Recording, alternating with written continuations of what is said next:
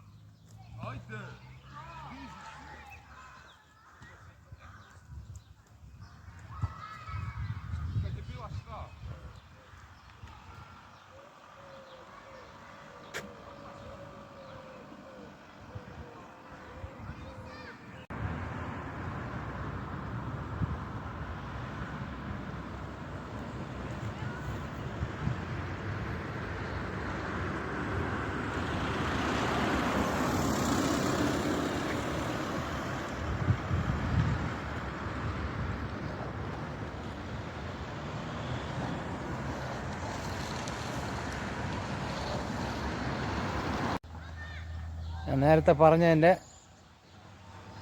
ക്രൊയേഷ്യയിലെ Zagreb സിറ്റിയിൽ നിന്ന് 1 മണിക്കൂർ യാത്ര ഇവിടെ പുസാരിപ്പൂട്ട്. ആ സ്ഥലത്തിൻ്റെ ഒരു പ്രൈമറി സ്കൂളാണിത്.